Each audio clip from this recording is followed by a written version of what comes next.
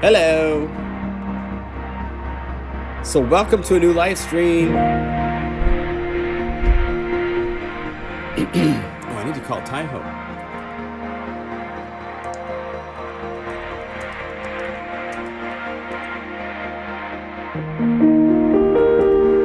We'll make sure this is all working. Yeah, I see it working. Cool.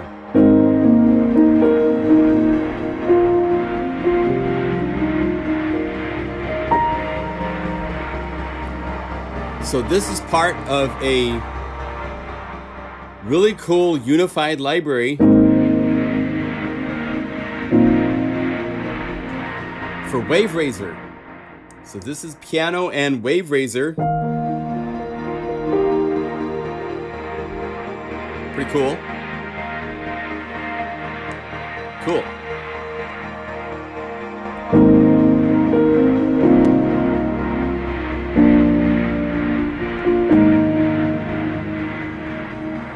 So welcome, my name's John Skippy Limcool.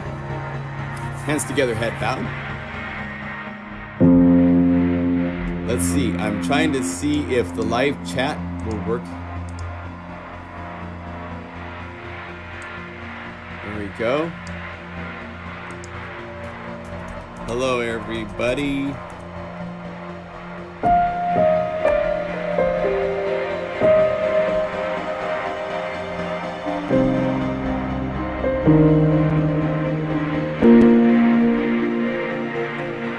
So, there's a lot to show you guys today. This could be a pretty action-packed little hang. Let me see here. I'm gonna get over to. I'm just getting everything tweaked, optimized, and I want to get this a little bit closer. There we go. Test 1, 2. Cool.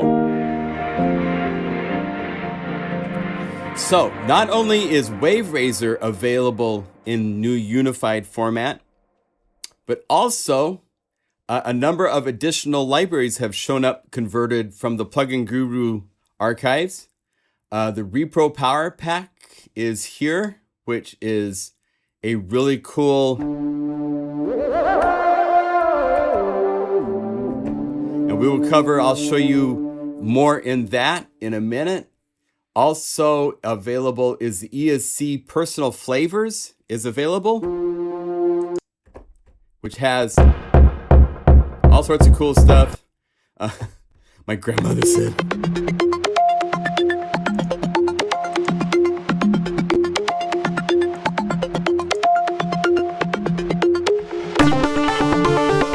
know, you can do all sorts of cool stuff.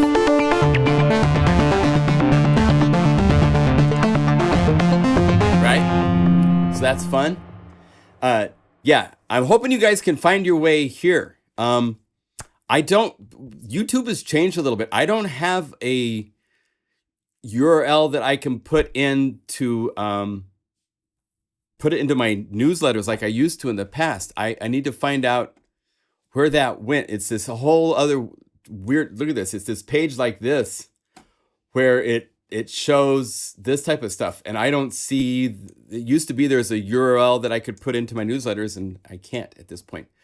But anyway, so we've got Waverazor, we've got 3 libraries. The third library that's available in this wonderful format is Basebox for Trillion.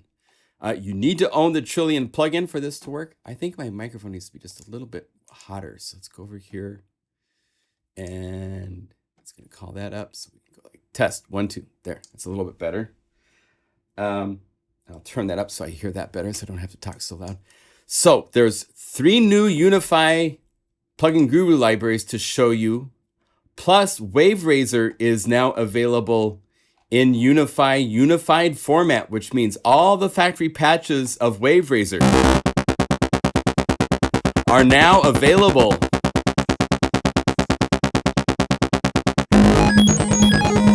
All the cool stuff you can do with Waverazor.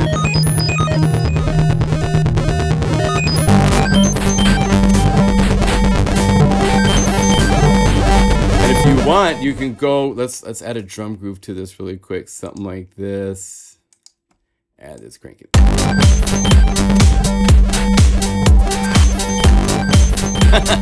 You get the idea. So I've got those to show you. On top of that, I want to point out that there's a really cool promotion going on with Media Overkill, Mach, and with Traction, where you can get Unify, you can get Waverazor, sorry, not Unify, Waverazor at a really amazing price right now. If you go to traction.com, Waverazor is $99. It's normally $159. The way to get it at this price is to go to the buy now, add to cart. Let me shrink this so make sure that it fits into the window so you can see it. Then go to your cart, and when you check out, check this out. Just go to apply code and you go unified. Let's see. Oh my gosh, what are we doing with these different codes? Okay. Unified Waverazor. And Unified Waverazor, apply discount, and it will drop $60 off the price of Waverazor, so it's $99. So if you've wanted Waverazor, here's an opportunity to get it and save money. This is between now and September 1st. After that, it's back to $159. I'm going to call in someone. We'll see what happens to my camera. Hello. So I'm happy to, I don't know if you guys see, let me see, if I go over here to OBS, I think you guys still see, it's cool, my camera's being shared multiple places. I'm thrilled to bring to you guys Taiho Yamada. I am thrilled to be here. Thank you so much for having me. Hey Taiho. So say hi to everyone. Hello everybody. So Taiho has his own kind of like, the mega, you guys were kind of like the model that I got inspired by was with Rob and you. Mm-hmm. That's, Shane and myself have kind of a similar thing where you're more the musician side of things. Rob's more the engineer, technical side of things. What works well for us is that we don't step on each other's feet so much this way. Mm-hmm. Yeah. It's a do you find a similar thing? I do. Yeah. Yeah, Rob and Shane are both super smart guys. Yes. Like, I can't fathom like all the stuff that they've sorted out. Yeah. And it's a real privilege to be able to work with guys like that. Yes. Totally agree. And it's nice to have the combination because you want to have someone that's got experience with musical instruments because ultimately this is an instrument. And so you need that visceral connection to so forth, Yeah, absolutely. And I'm also doubly fortunate in that Rob is a musician as well. Yes. And he comes back with stuff that surprise and delight me. Yeah. So I am, I really lucked out. Yeah. Shane too. He's a musician, plays in bands. He does actually probably more live music than I do. Plays guitar. He's into multimeter kind of things and stuff because of the style of music that kind of the acoustic folk for he's into all sorts of stuff. So I don't want to pigeonhole him into like being just one thing or another. But guys, if you have questions, is it really 4 a.m. where you are? Bill is asking. I don't know where you're seeing whether it's 4 a.m. or not, because I don't see 4 a.m. anywhere, so I don't know where they're coming with that question. Yeah. Anyway, do you want to give a real quick summary? We did this in the past when Waverazor was introduced, but Waverazor has come a long ways since that first introduction back in the day, right? That is true, and thank you so much for having us on for that as well. You've been a real friend to Mach and to Waverazor and both Rob and I and Chris too. Yes, we all really appreciate it. Yeah, it's our pleasure. Yeah, and so what's new?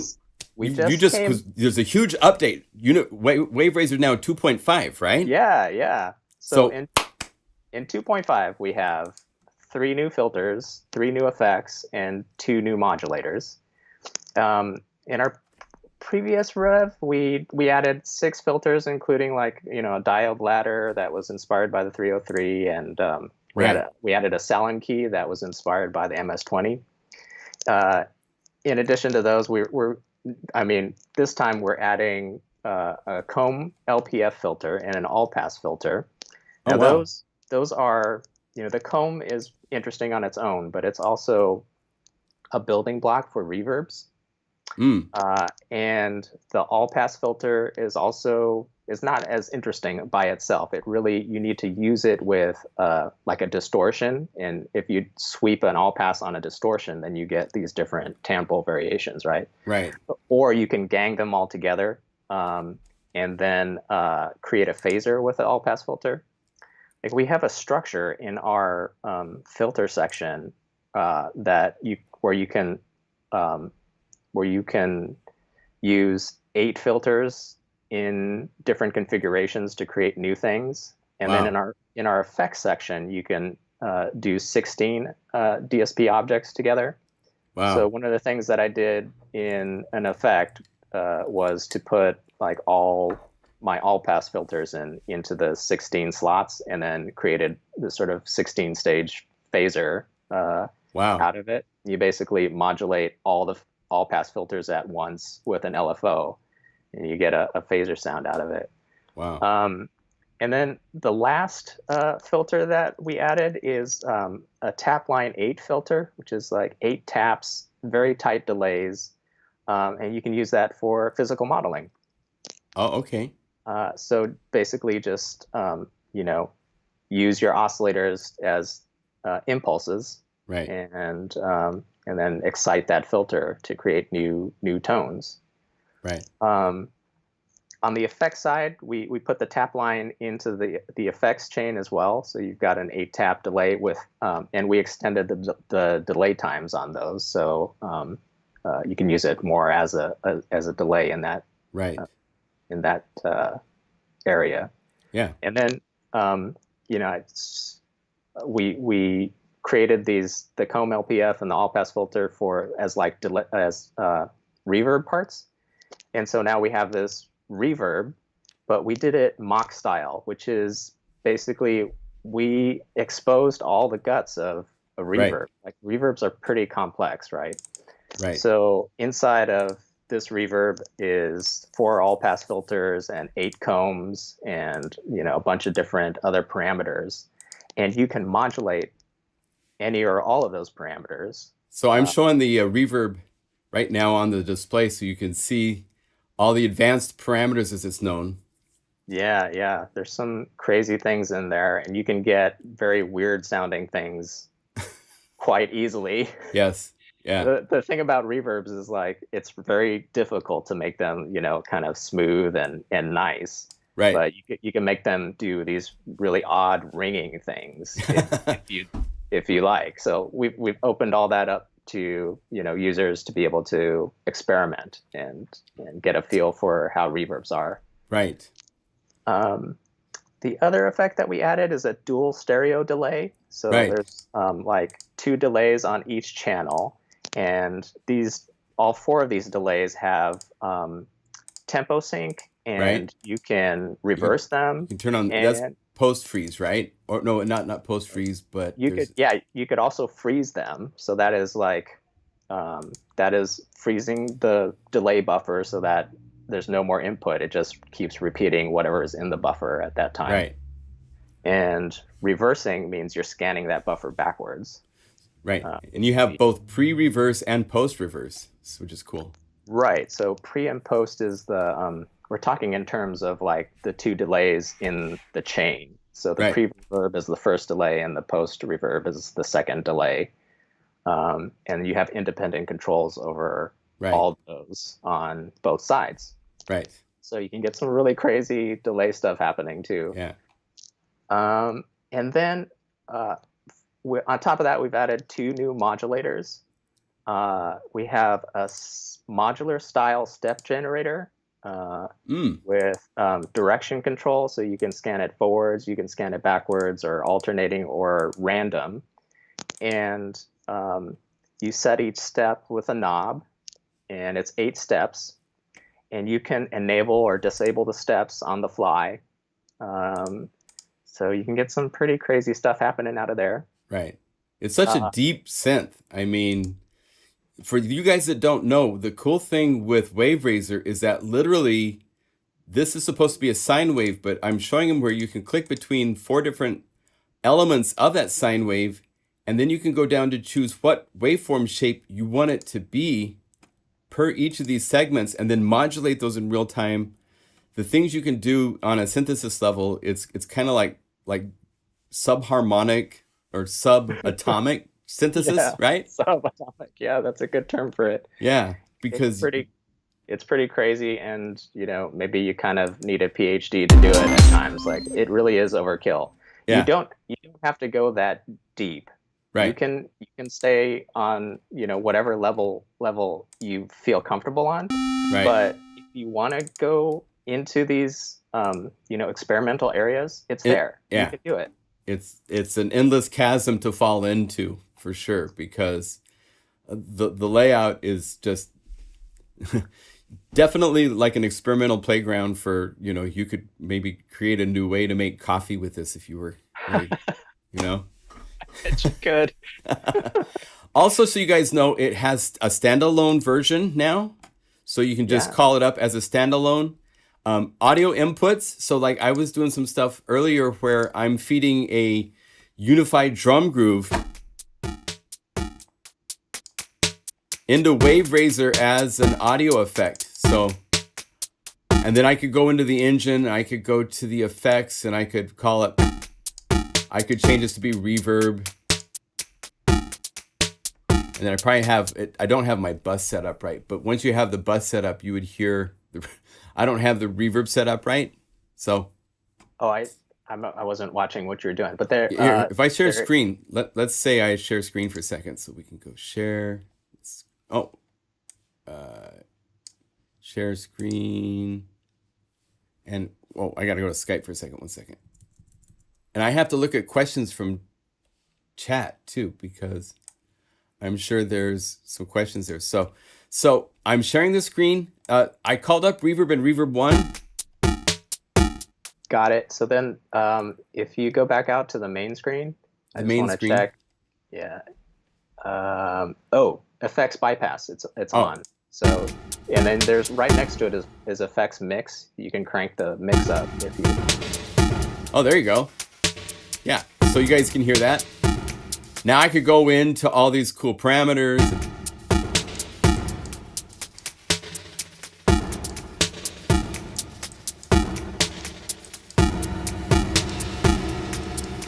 I should trumpet so you can hear Taiho. Yeah. We know that sound. So you do have access to building your, kind of like rolling your own reverbs if you want.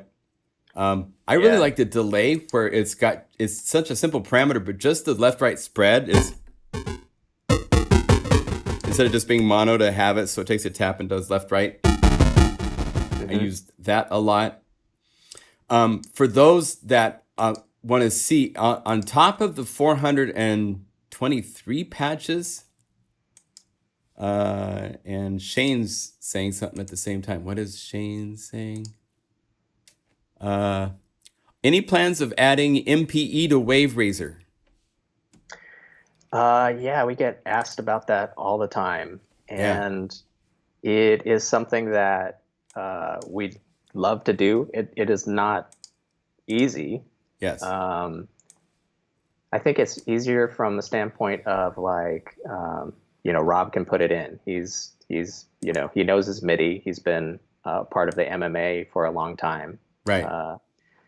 So that part I think is fine.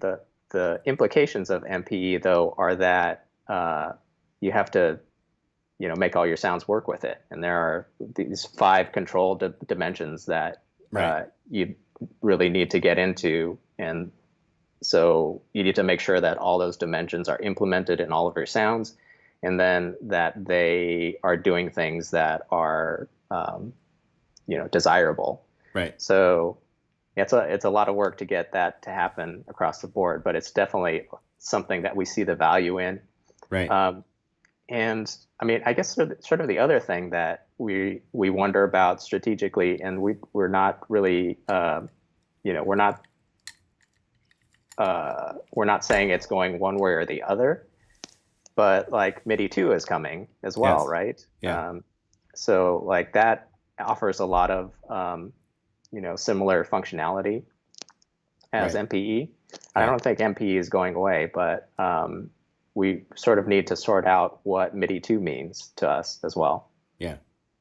Yeah, it's especially with something like Waverazor that has so many, it's like it's not just filter, but it's controlling filter in little in different unique ways that would be that's all. My brain hurts just thinking about how you would control that, Yeah, it kind of hurts my brain too, to be honest.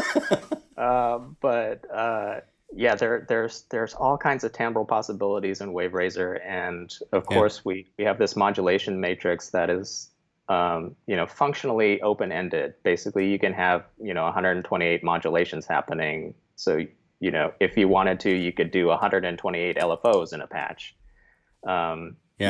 Practically, you don't need to do that. But yeah, there's a lot of ways that you can change your timbres and connections, and then having MPE control over some of those would be really cool. We definitely realize that. It's just that we're still like a 3-person team here, Right. And we're trying to balance that with other things. Other things that are being. Now I see behind you something flashing that is cool in your modular setup. You want to tell us a little bit about your baby in hardware form? Yeah, sure. So yeah, this. Well, let's see. It's on this side. Yeah. I'm sorry. I've got kind of a delay on my finger, so Right. I can't tell where I'm pointing. So I see it. That the black module up there Yes. is our Waverazor dual oscillator, and we've partnered with 1010 Music to bring that out into the world. It is 2 Waverazor oscillators in module form. Right. And there are 20 modulation inputs on the front panel. So you can patch in to, all these modulation routes and crazy timbral parameters that we've just been talking about. Right. From your modular. And I really enjoy it in this, in the modular setting. It really comes to life for me in this format. Yeah. Now, has this happened before where software has been turned into a modular hardware piece? I can't think of one. I haven't been able to think of one either. So congrats on being a pioneer for that. Yeah, thank you. Yeah. And hopefully we'll be able to do some more interesting stuff in that area pretty soon. Yes. Yes. Yes. Any other questions you guys have for Taiho? It's fun to have developers on and pick their brains a little bit. So if you have questions about, what is it like to think up these things, and 4-people team with that supercomputer behind you. I've never heard about this synth before. Yeah. So you can download Waverazor. I highly recommend downloading it to play with it. It's a whole different planet than any other synthesizer I think you can really compare it to, because there's such a cool level of control. Let me show real quick. I'm going to call up something in Waverazor. Just to have an interface where you can call up and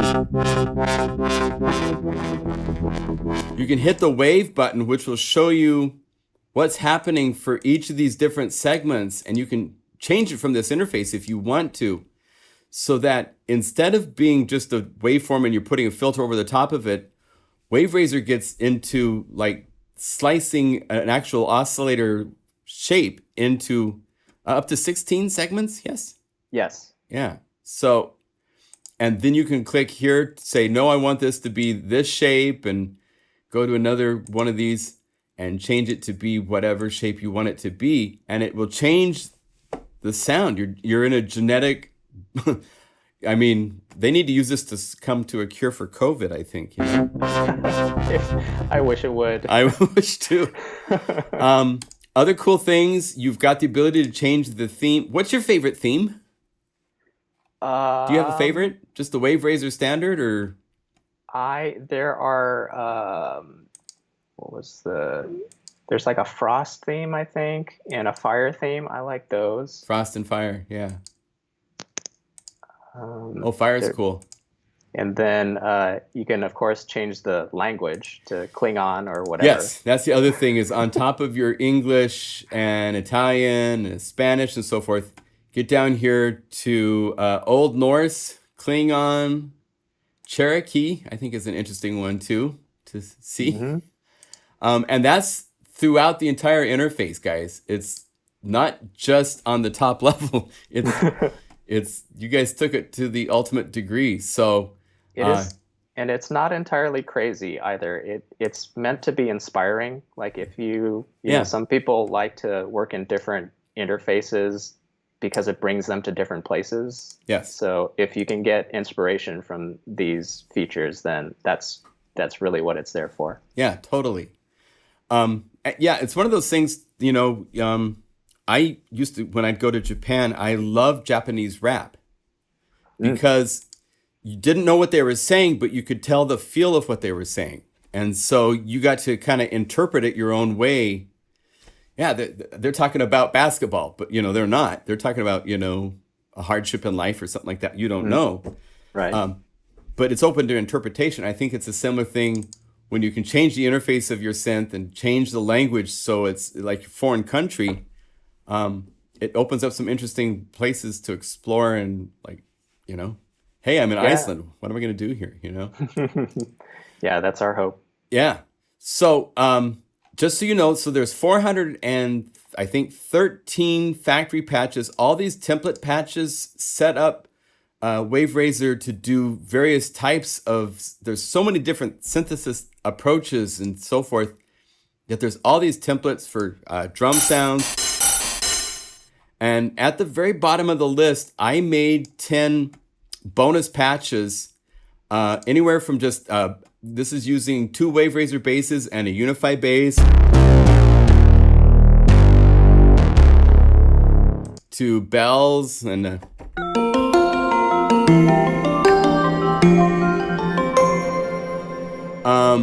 BPM bass is fun. This is using, let's see, we got Waverazor. Then we have Guru Sampler for a couple things. The end result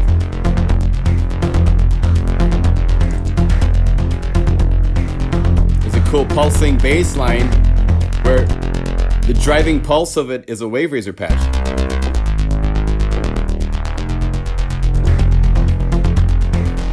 And then these drums are just nuts because we're taking, this is taken, right? Add a kick, snare,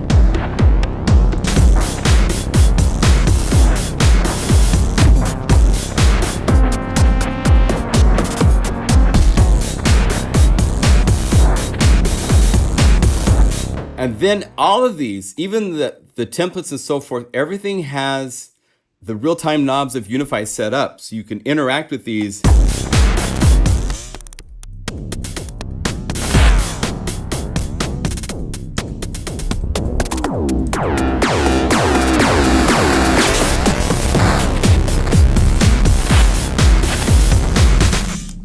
So you can do all sorts of crazy stuff in real time.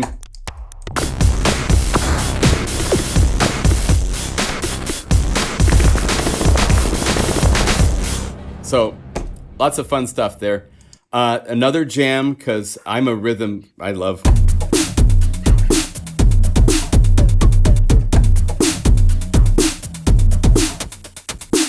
So that kills the groove.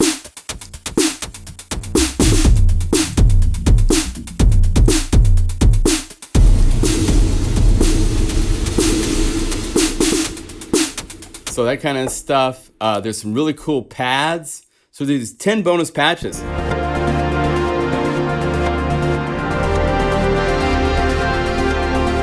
Right? I think I'll say BPM split. That's Happy Razors is probably my favorite, but I love this piano. And then Waverazor doing these pad sounds, pump house being used. Without them, it just would sit there, but with these I can have this pulsing happen. Like if I wanted this to be controlled, I could go to Pump House and say, on layer 3, effect, Pump House, depth, there. So, and again, when you're moving a modulation source, you hear it in real time. So you know exactly where you're going to assign something to. So now it goes from no Pump House or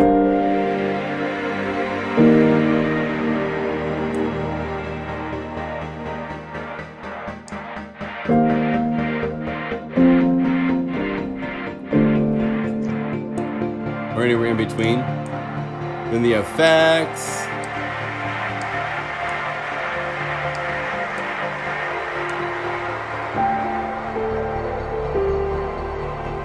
Can go some really fun places.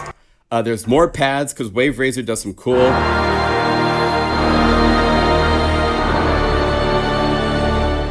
unique kind of pads in there.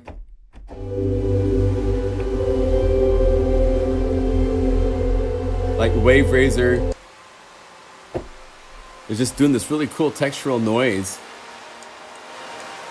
And then we just add the things that Unify does so nicely. And then finally, Happy Razors. This is, I always have to do at least one of these where there's just a complete groove going off.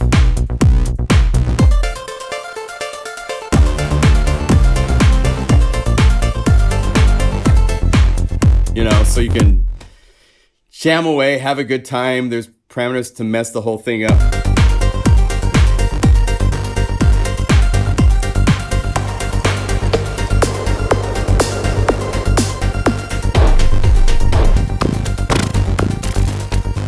So, yeah. So the unified Waverazor library has all 413 factory patches, plus at the end, 10 bonus patches, which combine Waverazor and Unify that I put together for this so that you've got a whole lot of stuff. It makes just so that it's really easy to say, I want to make something with some BPM things and play with something here. Then go to another library for another plugin and add it.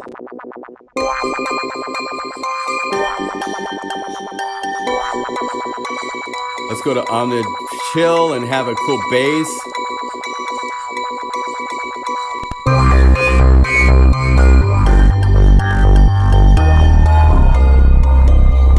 So they interact and can be built into new sounds in a heartbeat. Very, very fun. That's the amazing thing about Unify is it's so easy to make these new composite sounds. Yeah. And like I was telling you before we came on, the other night I've heard all these Waverazor sounds a million times, and so I was going into the PlugInGuru library and just started playing with them and just being in Unify with these additional features like the pump house effect.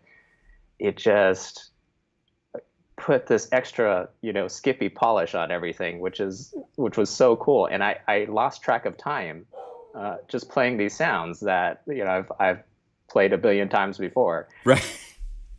It really it was just really amazing to get this new sort of perspective on Waverazor through Unify. Yeah. That's the idea is you can unify and it brings out more abilities than the plugins can do in some ways by themselves, because you can layer them, you can have them easily split and turn into something new. Like I think of patches as oscillators. Mm-hmm. And Yep. so you can now take this and say, I like the element of this, and it's a complete sound. And whatever you add to it from another layer is a whole other pool of polyphony. So, when I'm working in Korgland and stuff like that, we're fighting all the time with, I want to do this and that, but I've lost all the polyphony that I wanted. I can't play much when I have 3 or 4 things layered, because now it's only 5 or 6 notes of polyphony. But in Unify, everything stays and retains its own strength. So they're not having to share the resources in the way that you do in just one synthesizer, which is kind of fun. Yeah, Shane really worked some magic on that. Yeah. Like I am amazed like how much stuff you can layer and everything still is so playable and it's an instrument. It's really great. Thank you. It means a lot coming from you. Thank you, Taiho. That's it's you guys. You guys did it. Yeah. I'm super impressed. Yeah. Well, thank you. I'm so glad you were able to come on and share this joyous day. Again, you guys, Unify and Waverazor are unified. If you don't own Waverazor, it's $99 until September 1st. The promo code is Unified-Waverazor. So UNIFIED-Waverazor. And I'm going to have a thing on the front of the PlugInGuru website talking about this.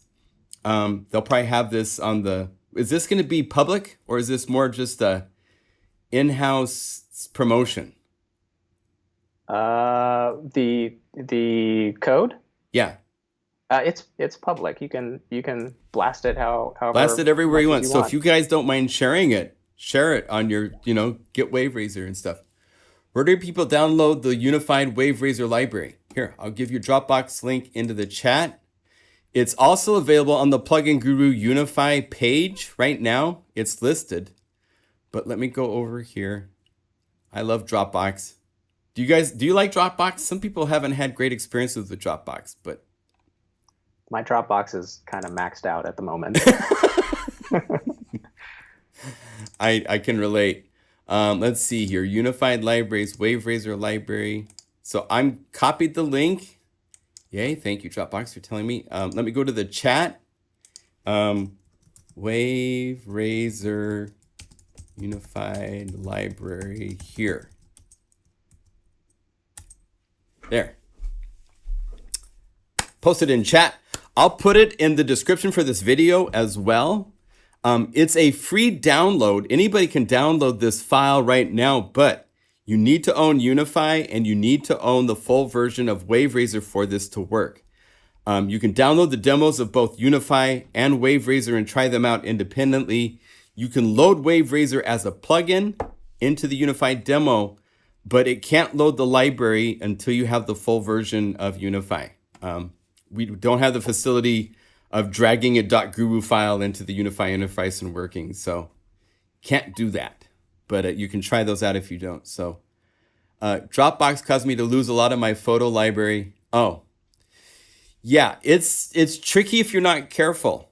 You can have 3 people that you're sharing documents with, and somebody grabs it and they put it on their desktop, and then they do something and then they delete the files and they don't realize they've pulled them completely from the folder. You have to be aware that it's physically like just one object, and if it gets moved to somebody's desktop without you option dragging,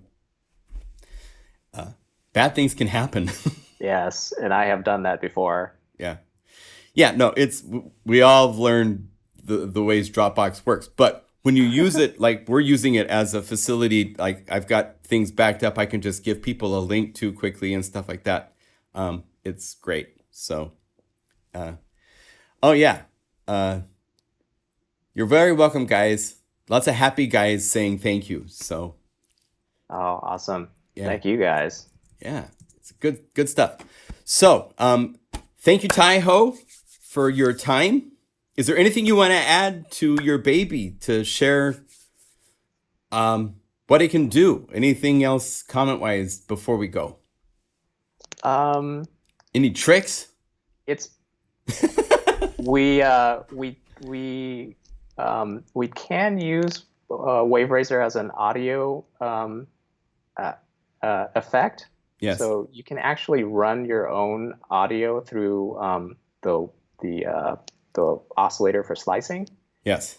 And I don't know if you have that set up, but there's Yeah, I did that patch with you real quick. So if we go back to, I called up, let's see, I'll have to put this into Dropbox too so people can download it and work with it.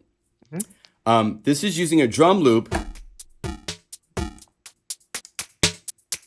that's going into Waverazor as an audio effect. And if we go to the, by the way, just so right here, the little sliders, this is the editor for the parameters. This is the interface for Waverazor. These 4 knobs and these 4 knobs can be different per patch and do completely different things and have different names and so forth. If you want to get into the actual engine and parameters, that's the little set of sliders right here. And on oscillator 1, you can see here where I've got 1, 2, 3, 4 different segments, and I can choose what input I want it to be waveform wise, including audio inputs for left and right channels.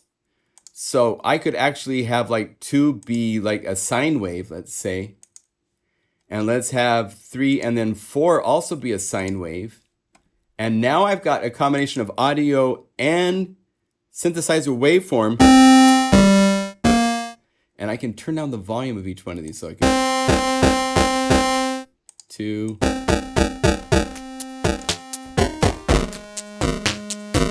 So you can have audio fed like this, right? That you're talking about, Taiho? Mm-hmm. Yeah. So and then if I turn audio off effects bypass, I now have access to, and we could set the clock to be system, and let's set the timing to be like quarter notes. And then pan it left and right. And then you have 3 effects possible, right? FX 1, 2, and 3. That is true, but in each of those effects blocks, Yes. you can call up a structure called an effects bank. That's in the list of effects? Yeah. Oh, there it is. Effects bank. Yes. And Okay. then that gives you a bunch of more slots that you can fill within that one slot. Wow. And there's different routings, like up at the top where it says serial, you Yes. can change to different configurations. Very cool. So yes, even though it's 3 effects, you can get what? 24 effects with the bank? 3 times 16 is 48. 48. That'll keep you busy for a while.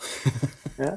And there's a similar structure in the filters too, but there's only 8 slots in those filters, but 3 times 8 is 24. Filter bank down here at the bottom. So here you have up to 8 filters, as well as all these other filter types to choose from. So yeah, a lot to play with and work with. You can get pretty nuts. Okay, well, my head hurts, so we'll stop right there. I don't want to hurt your head. No, it's great. You've got plenty more live stream that you need to do. Yes, yeah. Well, thank you. Let me see if there's any other questions for Taiho. When a stream to learn? There's quite a few videos on YouTube I've produced on programming Omnisphere. Just do a search. I'm at 296 videos. So I think easily half of those are Omnisphere related. It looks a bit complicated. Yes, it is a complicated plugin. That's why I'm suggesting you download the demo to play with it. Get a feel for what it can do. It thinks on a whole different level than just your standard, subtractive synthesizer, something like that. This is something that takes the whole idea of sonics into whole new territory. There's no other synth I can think of where you get to the ability where you can modulate each of the separate components of a waveform. And so that kind of control, it's like with great opportunity comes big responsibility, right? Yeah. So in fact, you can't find it in any other synth because we have a patent on it. there you go. And yes, it is like Waverazor is a bit of a wolf in sheep's clothing. Like it does look like, a regular synth on the top panel, but Right. underneath it, the contextual editor allows you to get to a bunch of different modules with different functions, and you can Yes. add or subtract modules in a lot of different ways. Yes.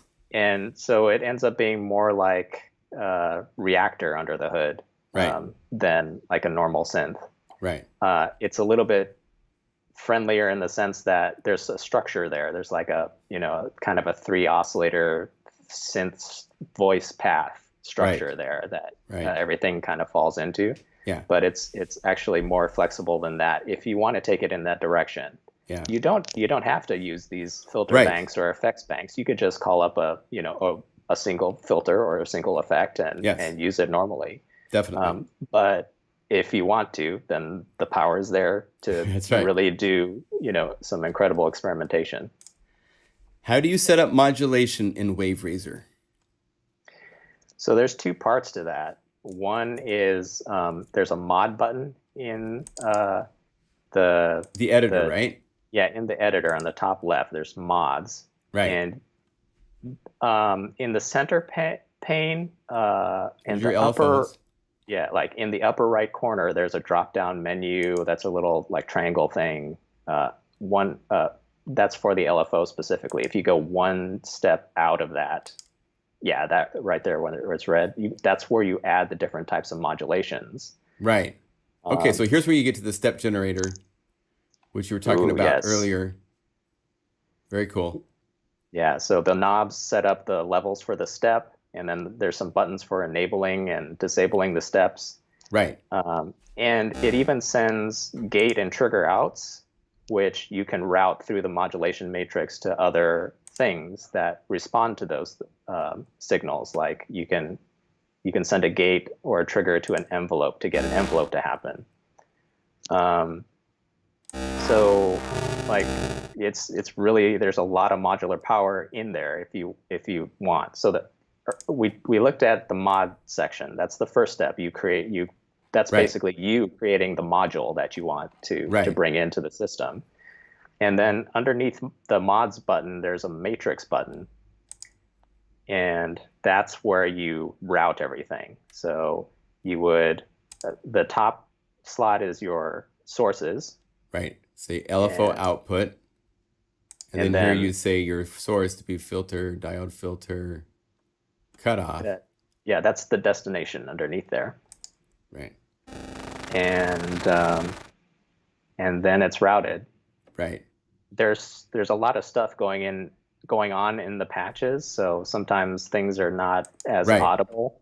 That's probably why starting with a template or something like that might be a good idea. Yeah, like a simpler, or even the init. Or the full init, yeah. Oh, what do I have going on? I think I have the audio effect version. Yeah, let's do this. Let's clear out our effects. Oh, there. So if we go over here, if we go to oscillator 1, if you're set on R, that's just to choose everything, right? That is the razor. That's the slicing frequency. So it's kind of an invisible thing, but it makes everything else work. Right now, it's slicing just a sine wave that is continuous. So if you slice a sine wave, it doesn't do anything. But yeah, as soon as you start making the different segments non-continuous, right, then the razor starts having more of an effect. Right. So now that I can go over here. Yeah.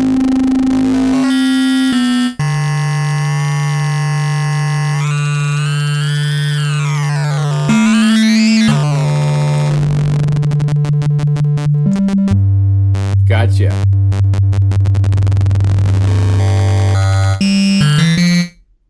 Cool. And then if you go to the filter, and if I wanted this to be controlled with the LFO, I'd go to matrix and I could say, I need a new. Yeah, add an LFO first. in mods. In mods. Well, there's a vibrato LFO. Could I use that for the filter cutoff? Sure. So I'd go matrix, add, like a 1x1 route there. Yeah. 1x1 route. Okay. And then at the bottom, select the LFO output. Let's see. It would be like modulator. Right. And then vibrato LFO. LFO output. And then filter cutoff. There you go. And then another thing, like if you go to mods and take a look at that vibrato LFO, maybe turn down the frequency of it. Right. And then on the bottom row, there's a knob called quantizer. Mm-hmm. That will start adding steps to the LFO. It basically is like a bit reducer on the LFO. Oh, okay. You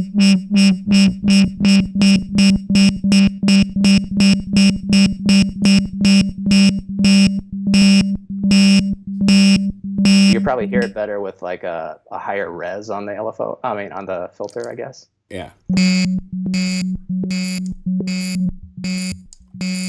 Probably go over here to the matrix and bring down the intensity. Yeah, you can hear the...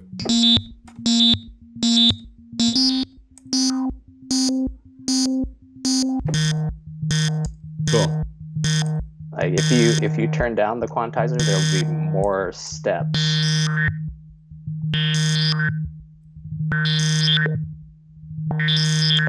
Yeah.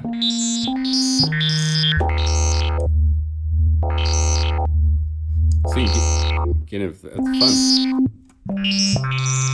Yeah, and that is modulatable as well. Right.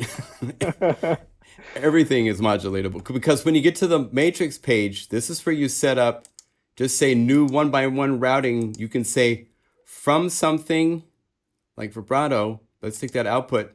And then we could go over here to anything in the oscillator for each of the 3 oscillators, for the filter, and all the parameters in each of the filters, the mixer, the modulator effects. Whatever you add inside of Waverazor gets propagated as sources you can or destinations you can go to. So yeah, and sometimes sources too. Like there's some filters with outputs that are actually modulation sources, so you can sort of synchronize things to like whatever a filter is doing. Right. Wow. It's pretty intense. Like we even do some crazy modulation sources. Like you can use your CPU usage as a modulation source. Just it's kind of insane. Yeah. But again, you don't have to use it, but it's there if you ever really want to, experiment. And, yeah, if you understand the basics of it, then you can go. I liked, I think it was Frost. Yeah, that's cool. I like that. Stark. It makes it stand out really good. So cool. Well, we could play this all day. I know you have a lot of other stuff to talk about. So. Well, no, it was. This is a really big thing for us, so I wanted to make sure that we got a chance to hang and talk and learn something about this and share some knowledge because there's a lot that you can do with Waverazor that I think a lot of people don't realize. Even it's 2 years now, right? We debuted in 2017. Yeah. So yeah, I think a lot of people still don't quite understand what they have in their hands, that even if they own Waverazor, they don't realize what it can do, So it's fun to share some of stuff to Brave New World. Exactly. Yeah. Thank you so much for giving us the opportunity to share some of this. Of course. Well, thank you. We will see you soon. I do know of some things that they are developing that are super cool, and we've not heard. Waverazor is just one of we're not going to say anything else except the future is great in lots of ways. So yeah, we're always working on new synth ideas over here. So yes. Onward and upward, my friend. More fun stuff soon. Yeah. Yes. All right. Be well. All right. You too. Thank you so much, Skippy. Right. Yeah. Thank you. All right. Bye-bye. Bye. Well, that was very nice. Taiho Yamada, a dear friend. I worked with him when he was leading the voicing team at Alesis. He worked on the Quadras, what's the big synth that everybody wishes they had? The Andromeda. He worked on that. I worked with him on their 20-bit drum module, all sorts of things like that. Is there an iOS version of Waverazor? I don't think so. I don't believe it's been done. There's so much under the hood that it's doing. I don't think it's been done into a iOS device. Although I agree, it does lend itself to getting into that. Although, man, once you get to hearing all these parameters, it's a lot to reach out and touch. But, you know, I don't know. We'll see what happens there. But anyway, so this library is available. There's a link in the chat. There'll be a link in the description. Oh, Rob Rampley already answered about iOS. Oh, cool. Rob was here. I didn't even know he was in the chat. Oh, Rob, dude, it's so good to see you. Yeah. Is it possible to make a tutorial on how to make our personal library? Sure. Let's do this. I want to show real quickly the other libraries that we have done, and then I'll show some of the process. I also want to show, I've added a couple other really cool reverbs that people have mentioned that I want to share with you guys, because Shimmer verb is great, and there's other ones out there that I think are really impressive for similar things. So I want to show that to you. To start with, we now have, I think, 12 PlugInGuru libraries that have been saved into Unify format. What was that from Taylor? Let me see. That might be cool news. Let's go over here. I get sidetracked so easily. 1 second. Just let me check something really quick.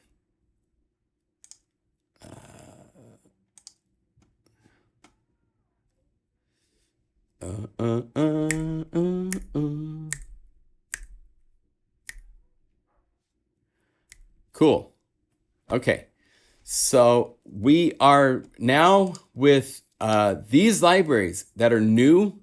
The first to show you is the ESC, the European Sound Collective Personal Flavors. This is a very cool library that's out for Omnisphere. I believe it's 256 patches, something like that. By the way, if you go to pluginguru.com and you go to the link for Unify 1.1.0 is available. You can also get there from products to Unify standard. If you scroll down this list, I have listed down here new libraries for Unify. Just released. Here's the link to download the Waverazor library in Unify format. And then there's also for Brainworks Kinephonium and for Synapse Audio's Obsession. Those are the three that we have unified so far. And then here's all the Omnisphere libraries that have been converted, as well as Repro 1 for Repro 1 and Repro 5 from Yuhi and Basebox for Spectrasonics Trillion. They're not all for Omnisphere, but a lot of them are. Because I have so many libraries for Omnisphere. But on the PlugInGuru page, you can get to the links. Now, to get this library in Unify format, you need to own the library. So when you buy Personal Flavors, it will come with a folder. Here, I can even show you how this works. Let's go like this and hide all that. You got to go away for a second. Go away. So if we were to, well, I have them right here. I just can't see them because they're in the way my camera is right there. But here are three of the libraries. Like here's Basebox. And Basebox is interesting in that in the Unify format, we have it both for Trillion and for Omnisphere 2. On Keyscape, we can't save out the patches in Keyscape format. Otherwise, my colors library would be in Keyscape and Omnisphere. So what happens is, if you go to the Omnisphere 02 version of Basebox, this will call up the basses, and some of these you have to wait a second once you select it because it's loading huge amounts of data. And then in a few minutes, all of a sudden it'll go, oh, I've loaded enough. Hello?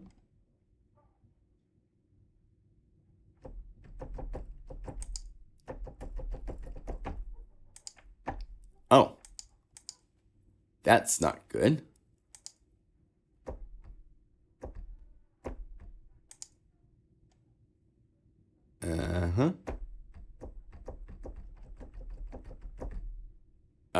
Okay, this is interesting. So if I go to the synth ones, they should. I'll check those patches. So these call up Omnisphere. If you go down to the Trillion Basebox right here, these same patches call up the Trillion plugin. So you can use one or the other for whichever one you want to use. It's the same patches. When you install Trillion, it installs so that Omnisphere can access the Trillion waveforms. So we made it available in both Omnisphere format so that if you go over here, you'll see that it's calling up basses and so forth. It's kind of tricky. When you get to the sample page for samples and so forth, you kind of need to go over here to, how is it that you can get it to show you just Trillion? All Spectrasonics, right here, you can say just Trillion, so it shows you just Trillion samples, or before Trillion was Trilogy, so those are available as well,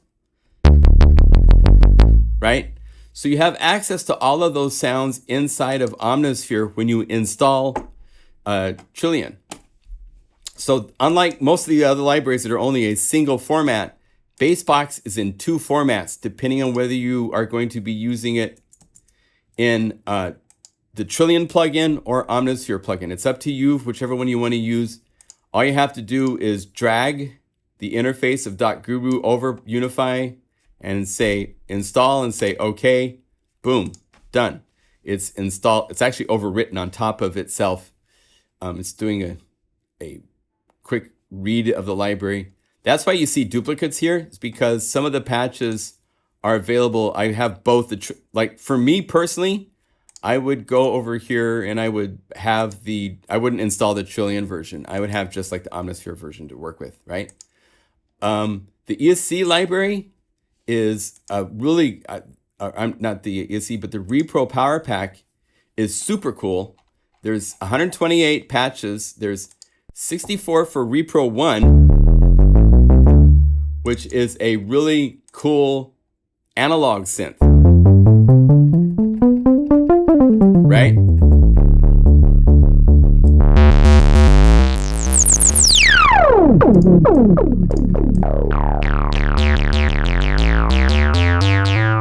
It's got such a great personality. And then those that say repro 5 are calling up, and in the case of basses, a lot of these are set to unison. Because repro 5, even though it's polyphonic, it does have, if you go over to synth, it does have a unison mode that you can use. Where is unison? Tweaks. No, there's a place. I'll find it. Voices. You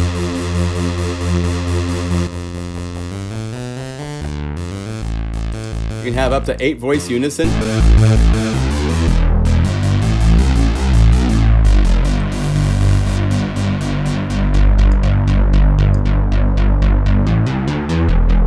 Right?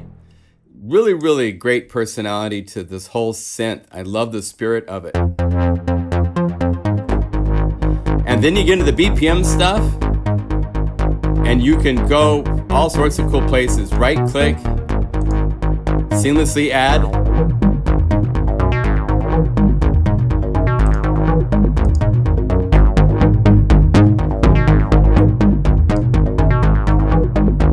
I'll show you a really cool one. Here's Jesu Joy Bass. And while I did this, I also did the melody. So I'm going to right click.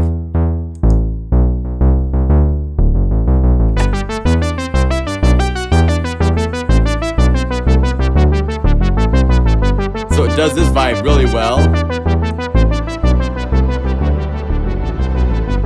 You have access to 8 real-time knobs. Unify Effects is calling up Omega Delay into Water Verb. This is changing the delay and the reverb inside of both of these plugins. Pump House is our pump house.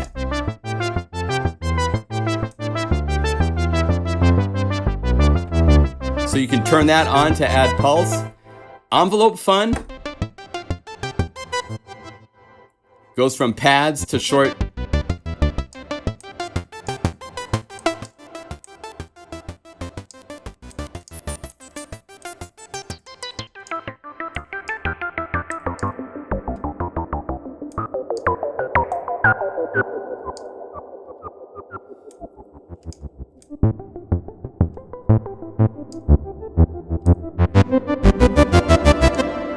Just know,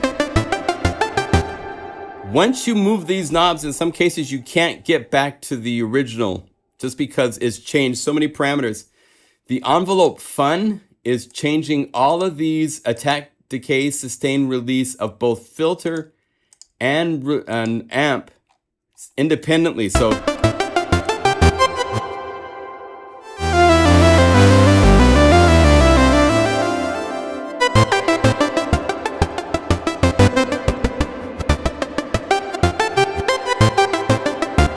right? So those are happening on every one of these unified patches, so that you can do more. If you call up Repro 5 or 1 by itself, you don't have any real-time knobs to change anything. With Unify, you've got the ability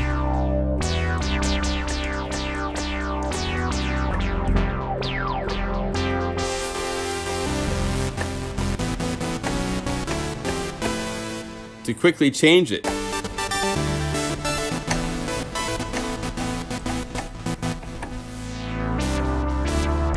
Right? So there's all sorts of fun things in here. On top of this, this is something that's really unique to Unify. Here are some cool lead patches.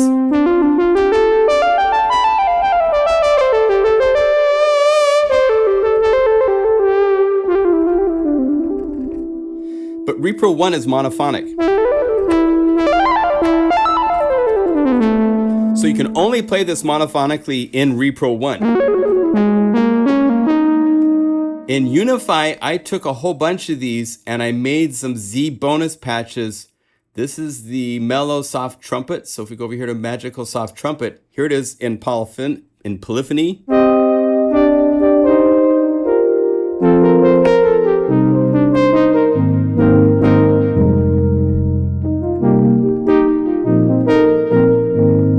It's just so cool. And I can actually, if you hold down Option and click Init, that gets rid of everything except for the very first instruments that you can like build again. I'm going to open up Polybox and I'm going to set this to 16. And over here, I'm going to say, build me 15 of this. And I now have more polyphony than Repro 5, which is only 8 voice polyphonic. This is Repro 1 with 16 voices of polyphony.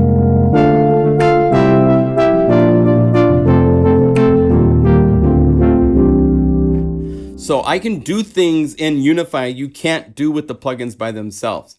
So all these really cool lead sounds like Sweet Something, which is just a wonderful.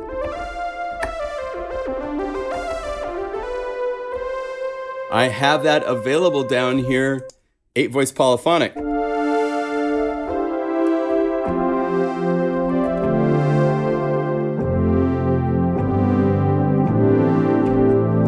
So it opens up all sorts of cool doors with synthesizers that in software, they were limited, but it doesn't have to be limited. You know, you can get around that pretty easily. So let's see here. I want to get back to the live stream chat. I think that's this window here. Yeah.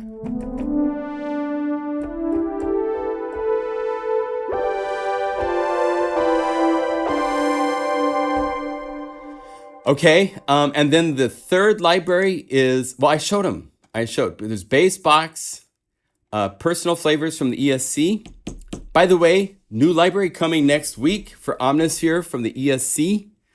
I'm not going to show it today. We'll show it next week, but it's super, super exciting. So that's coming out soon. All these libraries have been unified. So I could take this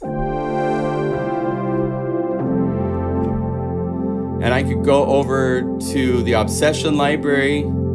I could find a pad. So down here to pads. Let's say Marimba Heaven. What the heck is that?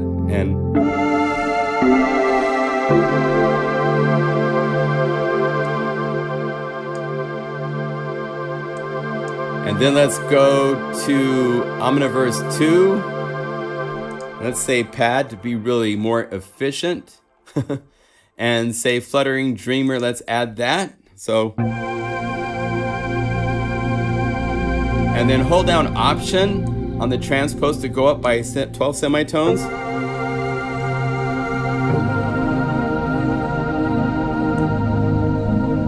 then let's find the right mix of this so it sounds good.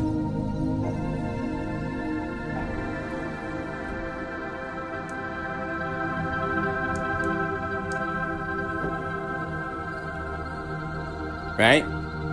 And then on top of this, let's go to the standard library and say key. And let's add intimate.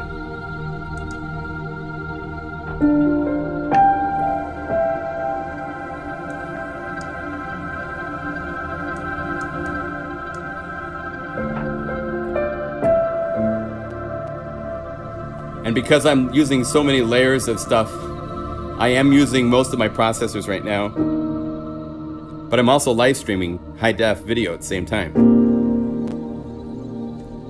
But that's how easy it is to work with all these libraries, and it's so fun. So those have been added, so yay. Thank you. By the way, I want to point out Nigel, I don't know if he's in the chat. I don't know if there's two other guys that have been doing these. Del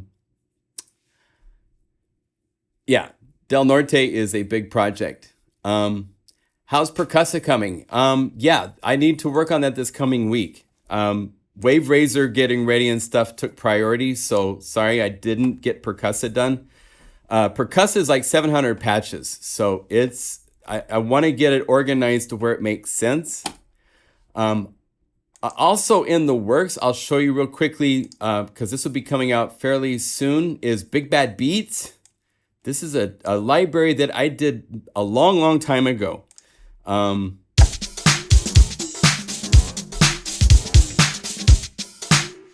Slow it down.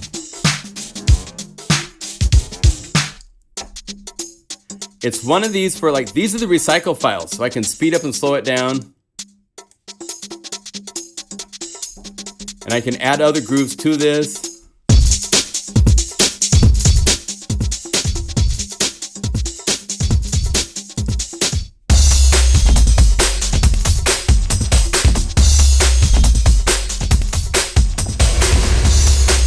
And let me show you this in loop form down here. They're also available as the full length loops.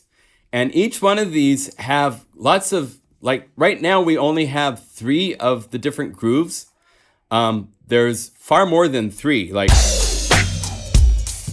this booty bounce. So I'm playing one note.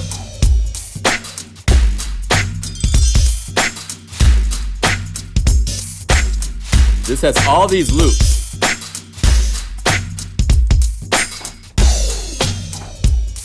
Different mixes.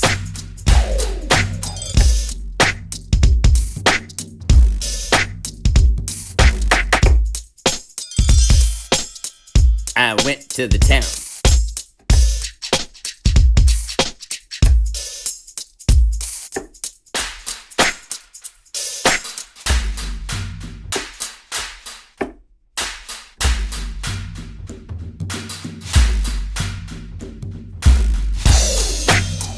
So that's just one groove, and there's like 50 grooves. I can't remember how many there are, but there's a lot.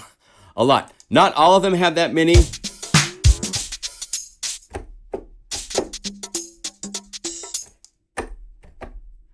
Java. What happened to Java? No samples.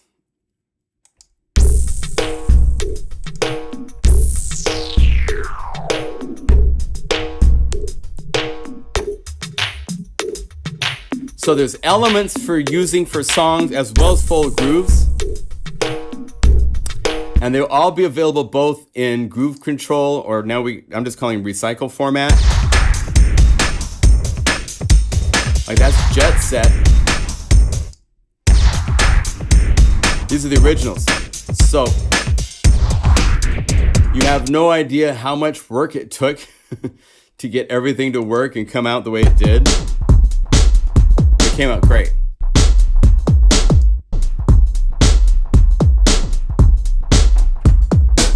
Where can I download the Unify patches? Yeah, Barney, you need to email me and we can look at, a lot of you guys have 2 accounts because you've used different email addresses. So that's one place to look to see if you have more than one email address on the site.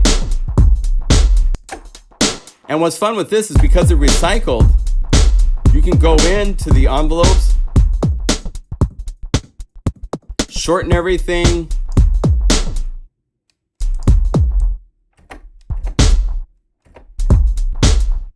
Yeah, that doesn't work. Filtering and so forth works. All the effects work, stuff like that. So it's fun to work with on that level. So that's coming. We're also working on Discover Station, which is turning out super, super cool. I can talk for a moment and show you guys something that we're working on that Shane has been laboring over that's really cool. We have something that currently has the name Combo Box. And if you guys want to, it's not a competition, but if anybody has ideas for what to name this, here's the scenario. Let's go to Discover Station to one of these big guys that I did, like Renegade. This is one that's calling up, maybe just the string orchestra. This one is calling up 40 plugins.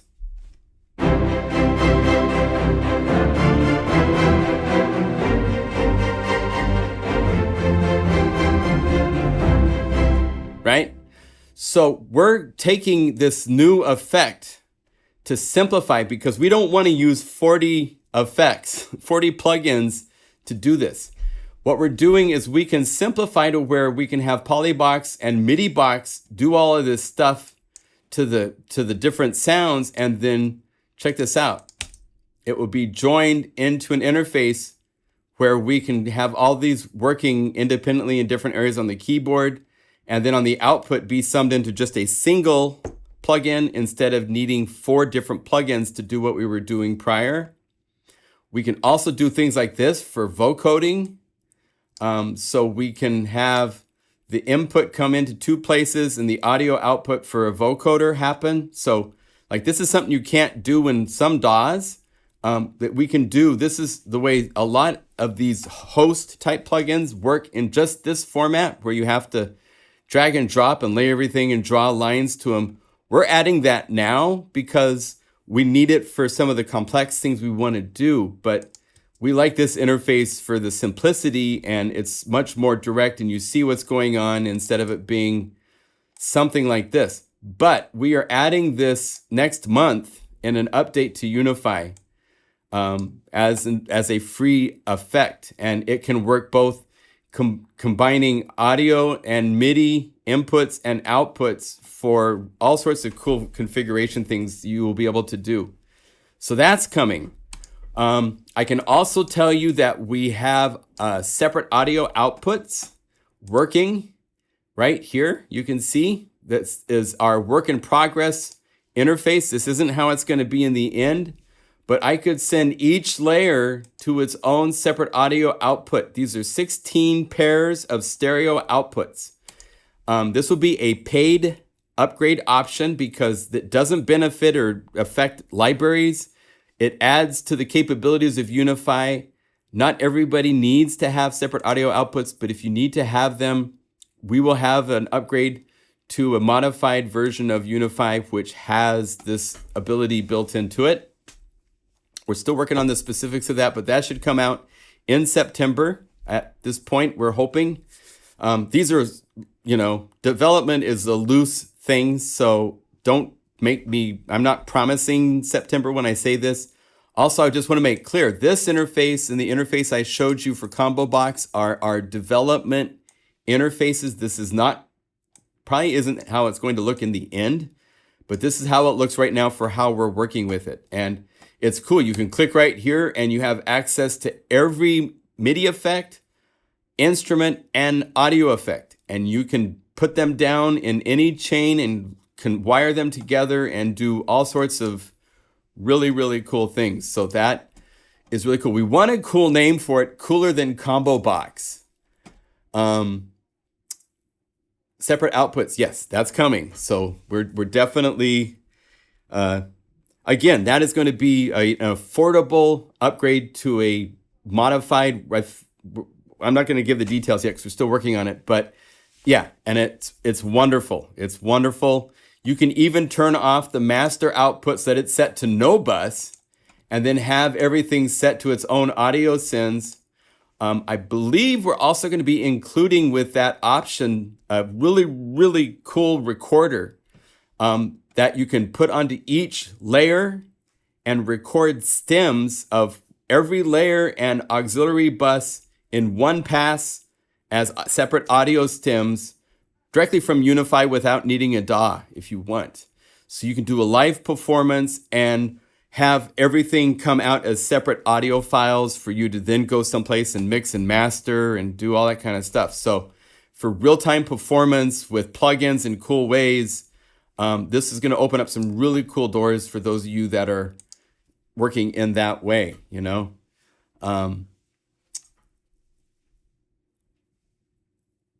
This interface still on local host. I don't know what you mean by that.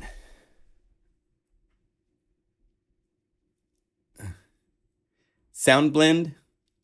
Yeah, Unibox, Unicontrol. No, those, see, Combo at least has like a combo box. Shane likes breakout box. And I think that's kind of cool too.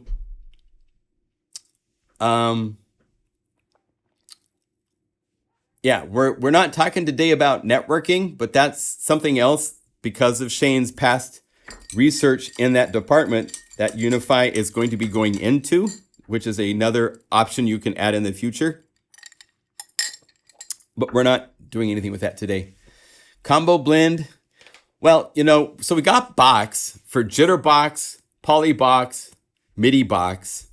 So kind of the sandbox kind of idea still kind of is what I'm thinking about, but we just got to find, junction box, maybe combo box, breakout box. But to me, breakout just kind of, I'm still from the 80s. So isn't a combo box a kind of router? Yes, it is a router. It's route box, route. But yeah, so it allows you to route anything into anything, both on a MIDI and an audio level.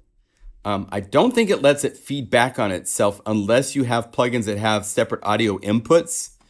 So in that case, you could layer a synth and run it into the audio input of Waverazor, stuff like that, which would be really cool to do. As what's cool is all of this shows up and can be saved as a single layer so that it can be really easily manipulated and used in bigger setups and all sorts of stuff like that. So, but like Renegade Frenetic, I don't know if this one will work with any combo box thing because this is the 4D plugins, but I'm now going through and having some of them play at 2x and 1x speed so that you've got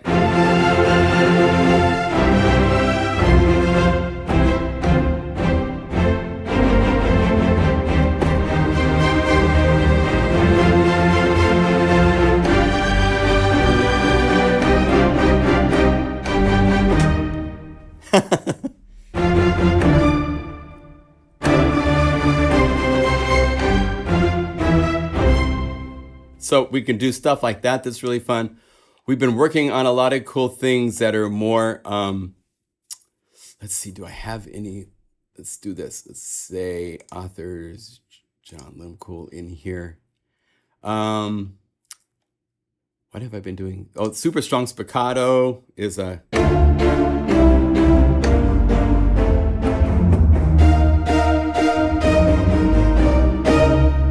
This is one where it's using Guru Sampler for these three more striking rosin.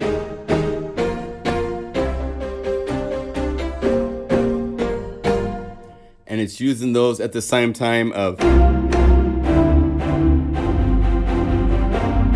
You put them together.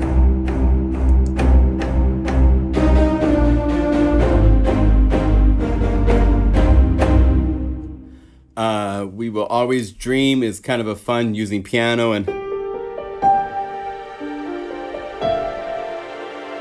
with the string orchestra behind you, you know, you can go to the different camera angles.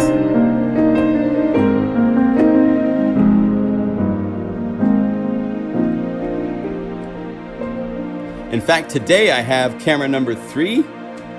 You should be working, right? Let's go over here and make sure. Yeah. So a different view of the studio.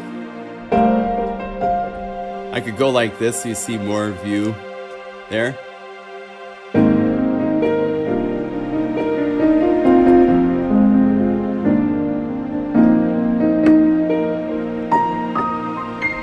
I need to have a Waverazor over here in the modular says for Maxwell.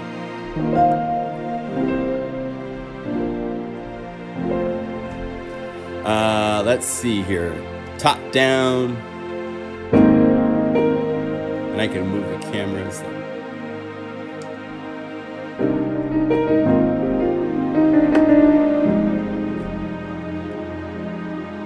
And there.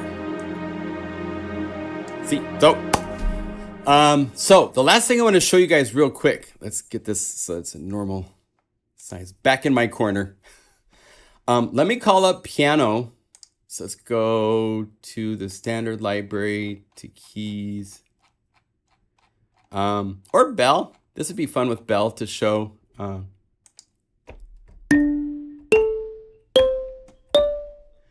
Okay, let's do it with piano because it sustains longer. So go back here, say key, and it doesn't need to be that, but that.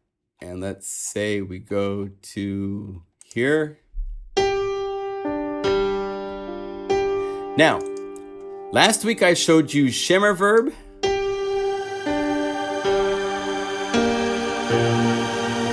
Which is definitely the king of the the truly ethereal. But I found someone new. It's nothing personal, but Irid by Tritick is a really cool, it has both a shift, frequency shifter, as well as 2 transposing pitch shifters. And it's a nice sound. It's not as crazy.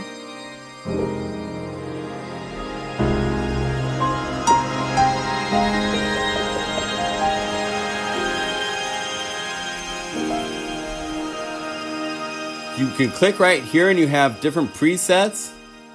So you can quickly.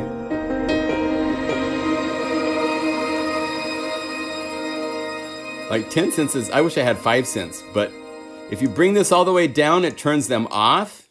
And then here is the pitch shift.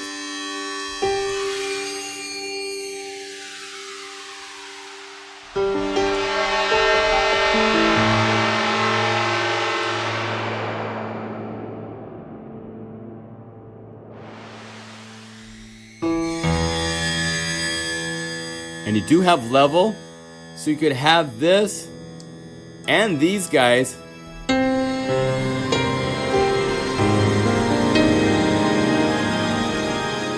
at once. There's presets.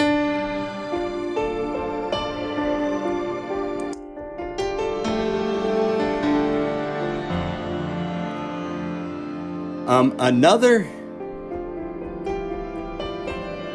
a reverb that a lot of people talked about was from Tone Boosters. So I checked it out. Let's see here, Tone Boosters, Reverb 4.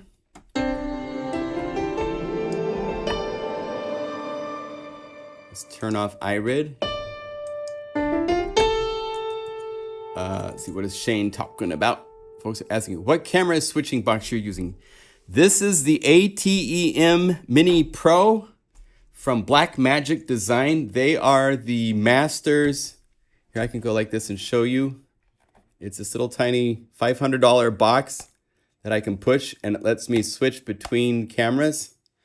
If you use this with some software like ScreenFlow, you have to do a painful dance with Camera Twist and Black Siphon, 2 free programs to convert the feed into a format that ScreenFlow can use for doing ScreenFlows. When I'm doing a video that's going to be on YouTube that is not live, it's not a live stream, it takes a whole bunch of extra programs running.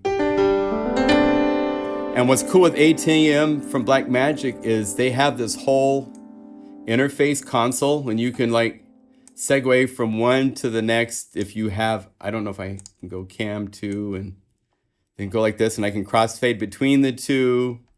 I can go, if I could push these buttons, I think it will go to on, where I can change to have I'm in the screen here, and then I can have like down, and then I can have, let's see, on in the corner. All sorts of cool stuff it can do. Back to that. So their software is very cool for doing all sorts of stuff like that. And it has, I'm not using it, but it has a mixer input. You have audio inputs. You could bring in signals. Has media where you could do, flyovers and text and all sorts of stuff. I'm just using this to switch between different HDMI cameras. This is my Sony A7 III, which I love to death, and it's a wonderful picture, so much better than this guy that I used to use as my webcam. This used to be the webcam, and it's not used as the webcam anymore. And then I have 2 GoPros for the overhead view and for the angle view. I might get one more for the back of the studio view or something like that, so I can switch. Yeah, so that's that. Now, this does has a shimmer ability.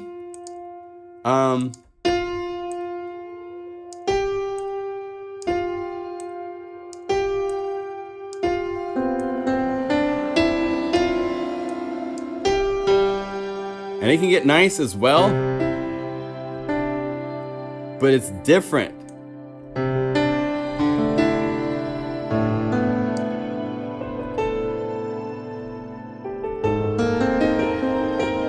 But it's nice.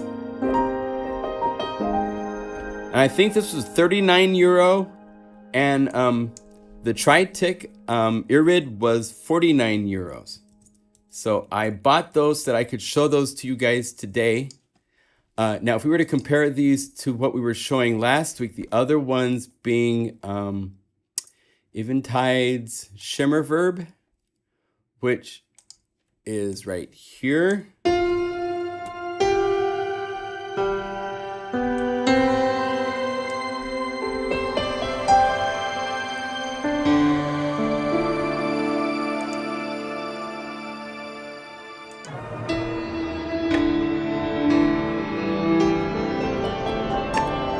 Right? The other one that I showed you guys last week briefly is the one from, it's going to take me a minute to get my head around his company. It's Xenoverb. I'll have to do it this way because I have it listed over here. Audiority. Thank you very much, Unify, for helping me. So Audiority's, let's see, Audiority, Xenoverb.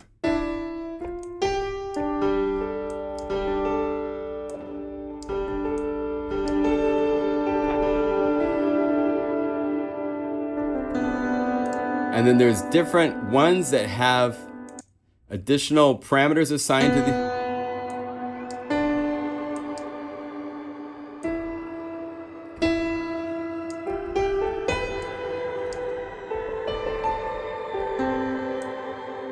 This has some modulation on it, so let's turn that up.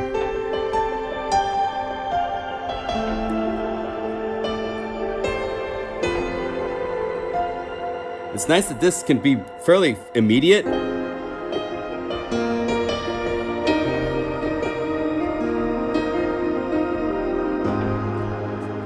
Right? So they all have different personalities when it comes to Shimmer. Right? So Xenoverb, here's Shimmer verb from where you have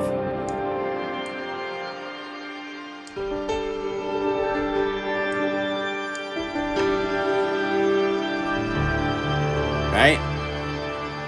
Then you have Reverb 4 from Tone Boosters, which turn on and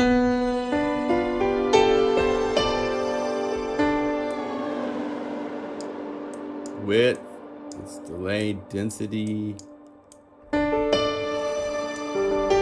And Reverb 4 can actually do a lot more than this, and you can resize the interface by clicking and dragging. It's a very nice interface.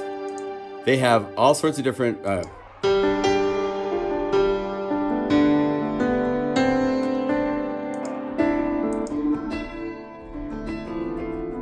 stuff like that. And then there's iRid from Tritic,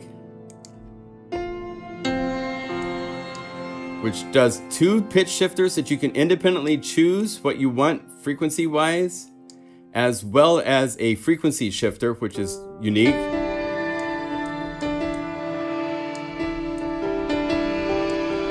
Put a little metal into your reverb. And then finally, the one that I think is still the king, just in terms of the whole, nothing else sounds like it.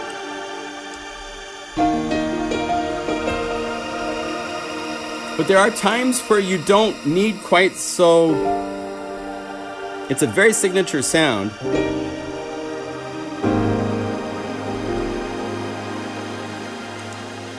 You know, I think Xenoverb is really cool for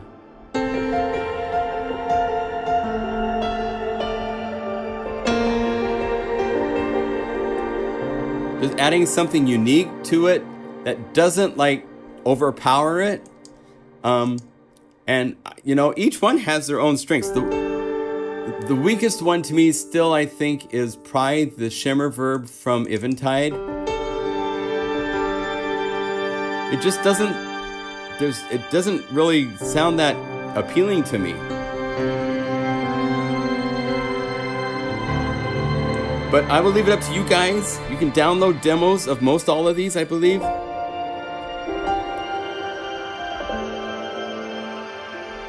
There's some cute, I like the little pitch shifty.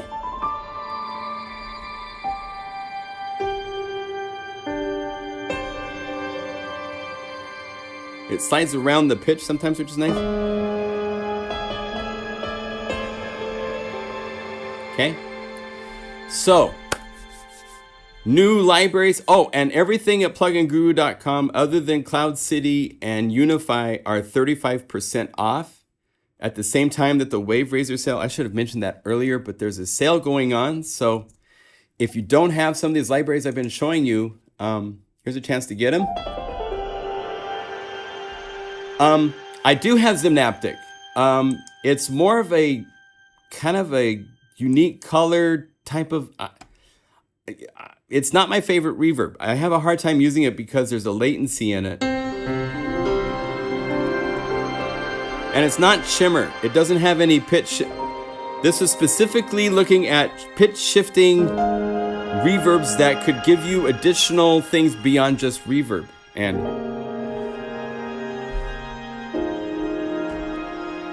there's 5 to choose from. There's Xenoverb from Audiority, which is a great, very affordable, I will add, effect. There's irid from tritic.com. There is, oh wait, get that back. Then there's Shimmer verb from our friends at Eventide. There's Tone Boosters Reverb 4, as they call it, which can do all those different things. And then there's Valhalla Shimmer verb, just Valhalla Shimmer.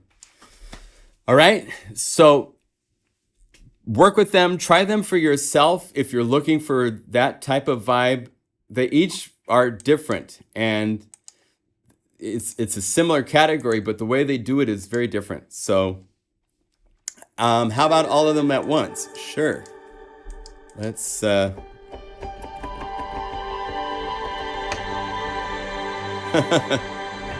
that's it. Use all 5.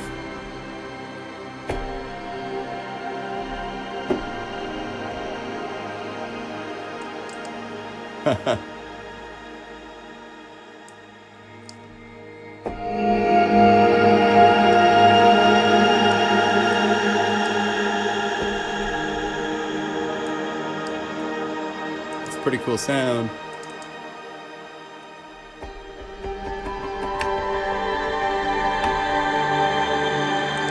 Cool. Okay, I think we've come to the end of our live stream.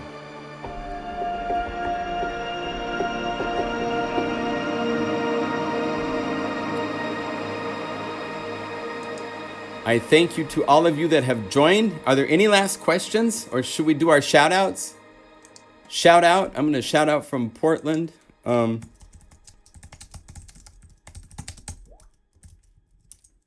Remember one user asked about, new libraries. So the process of making a library, it's actually pretty simple. You'd say init. Now, it depends on if you wanted to do, there's 2 types of libraries. There's the unified for a plugin. So you would go looking through your plugins. Say you wanted to do something for, let's say one of the Arturia plugins, like CZ or something like that, right? So you would call up an Arturia CZ. I don't want to go through the tutorial. I need to turn off all of my pitch shifters. Thank you very much. They're still on. And then call up a patch. The CZ brass. So you'd go save, and I would go, so this needs to be a new library name. So you'd say new, you'd say plug. Oh, this is unified. So unified Arturia CZ. That would be the name of the synth, probably. Confirm. And this is called the brass, I believe, right? So the CZ brass. So you'd say this is a category is synth. If it's polyphonic and fast attacks and fast releases, it's synth. If it's slow attacks, slow release, it's pad. If it's mono and more lead, then it's a lead. You use all large caps at the beginning of the name. And then this is the CZ brass. And then you go through the categories. They have categories in here. Now, one of the things that's cool is you can have these deleted. Author for these is PlugInGuru. And then go save as, and then save. Now you notice we have coming in Unify 1.1.2. On the save page, we now have changed the save button to update, because what that does is it updates the settings without going through the save process to the hard drive. At this point, you could call this up and go in here to their little directory here, and you could see what their categories is. This is, so it's brass is what they call it, ensemble, vintage, factory. So they didn't give it a lot of category names.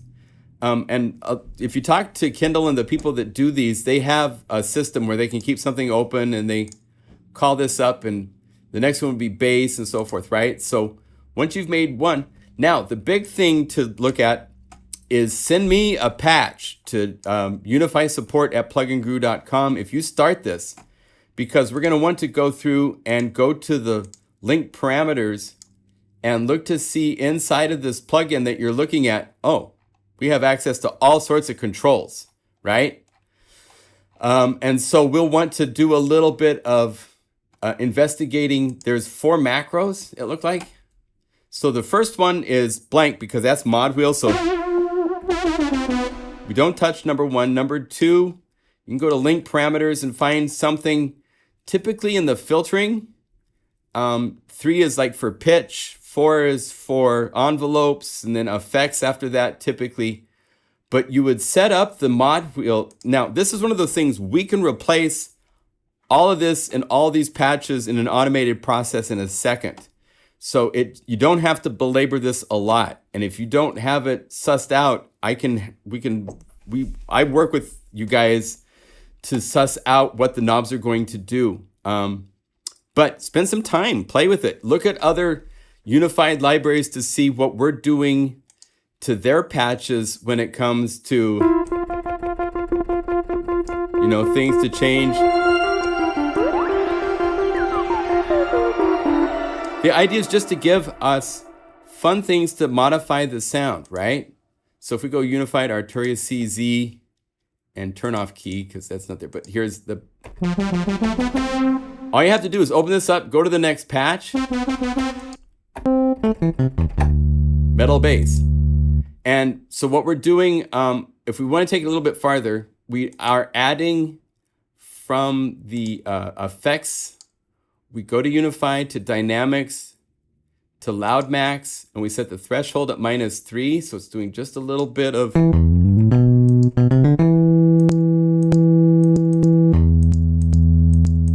Just makes it have a little bit more strength.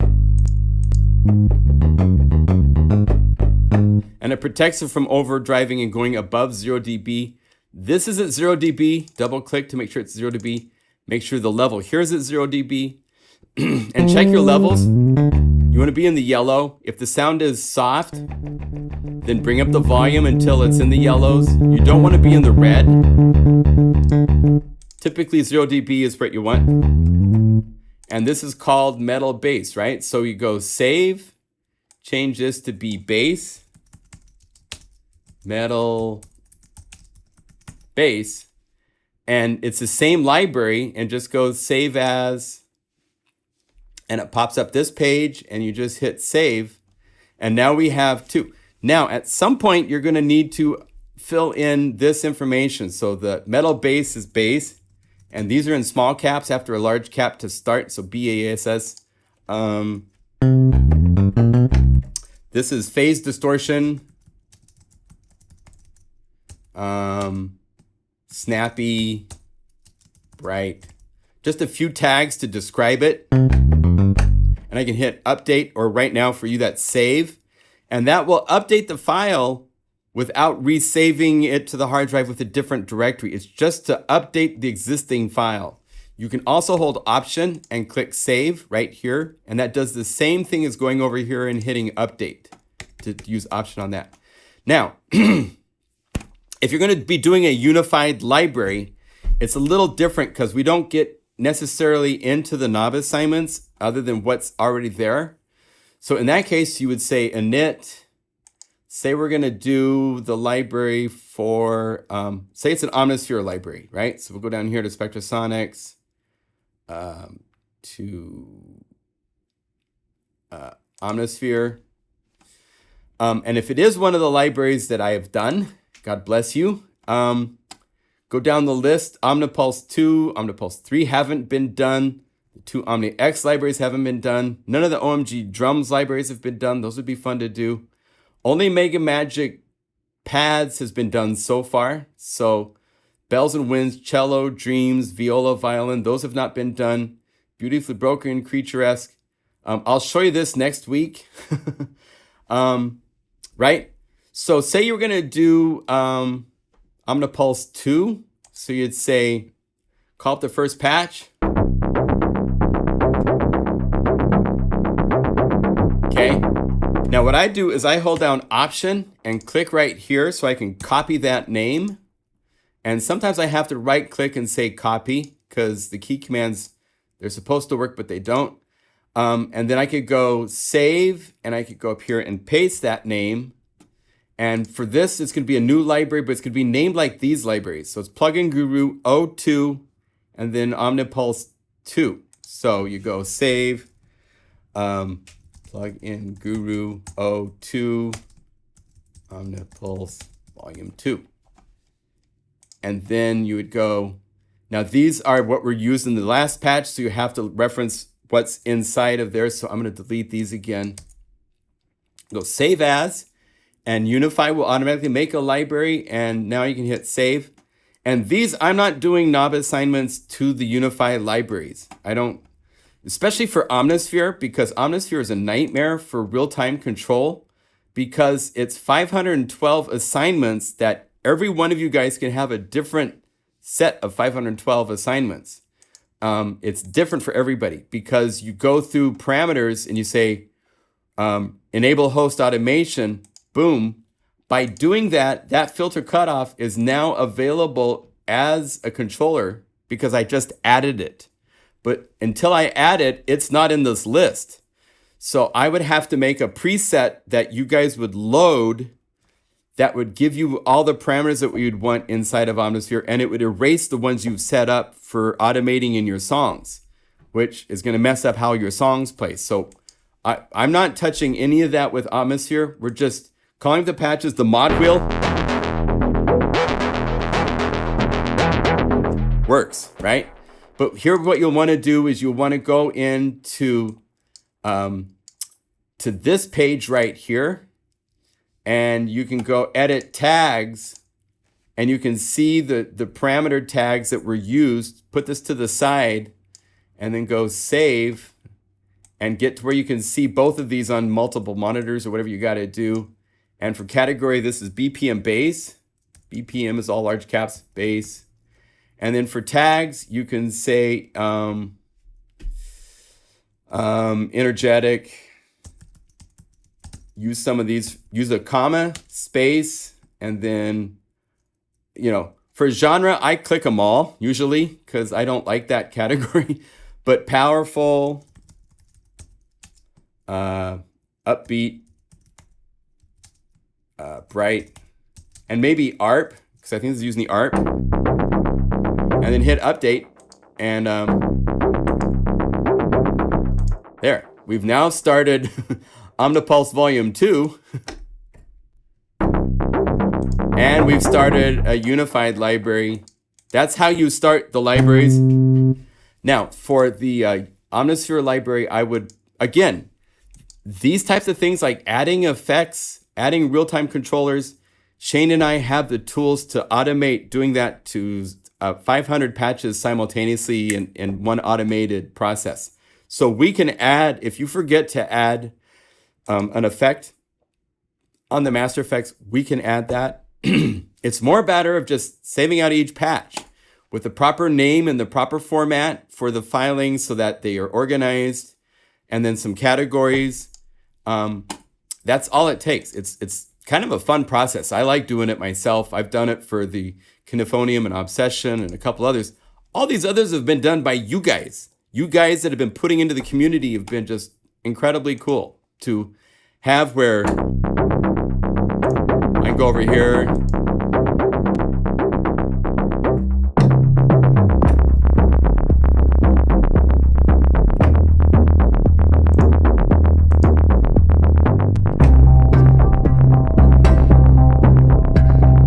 And then you can just right click to key limit that, and then go up here and find some sort of cool BPM split. Let's add that to it. So now we have a keyboard thing. And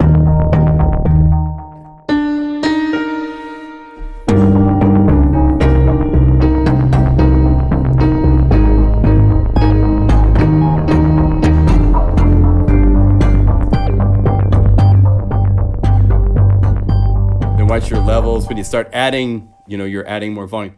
But the fun is that now they all get to interact. You have a cool interface that's easier to use than most of the synthesizer interfaces that come with the synthesizers, you know. And it lets you immediately load and stuff. So does that help? Was that helpful? And Pat, yes. The last step would be comments. So sorry about that. So you would go here to Omnipulse Volume 2, call up the patch.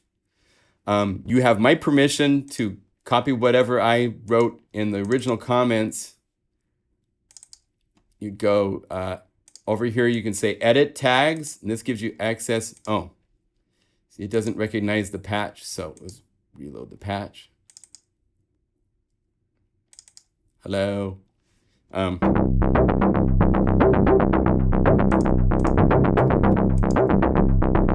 funny. Okay, so we go to the directories. This is Omnipulse Volume 2, the first patch. Now edit tags. And then you can go over here, right click, copy, cancel, close, save, paste, and then update. So that way those comments are added. Thank you for whoever said that in the chat. I appreciate that. Yeah, so if you want to do this, send me a note to Unify support at PlugInGuru.com so that we keep a running list of who is doing what. I would hate for there to be two of you doing the same library. That would be sad for that effort to be lost. What's the best way to file a bug report? Just Unify support at PlugInGuru.com. Let me know. I get that directly to Shane, or I answer it if I know the answer. Assuming to user error. Yeah. We'll reply back to you very quickly. So Unify support at PlugInGuru.com is our email. All right. Well, this has been a fun live stream.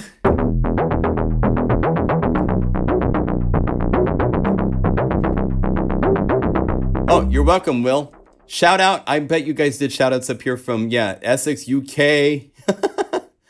Oh, and the things coming in Unify 1.2, just as a summary, we have a new effect that we're going to be working on bringing out.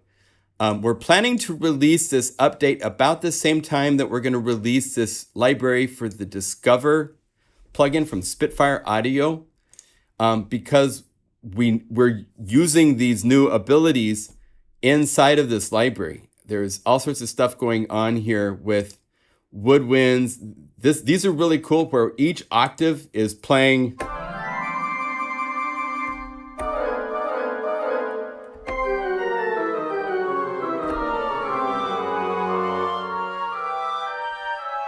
We have all sorts of stuff we're working on. We have these film things where it calls up four different scenes. I don't know if these are working or not. He might be in a combo box land. See, here's what combo box looks like in development, and you can right click to add.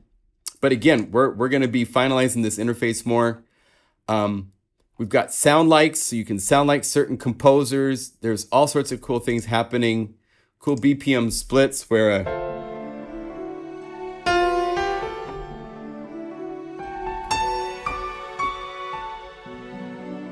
just play one note and you have this cool orchestrated piece with piano on top.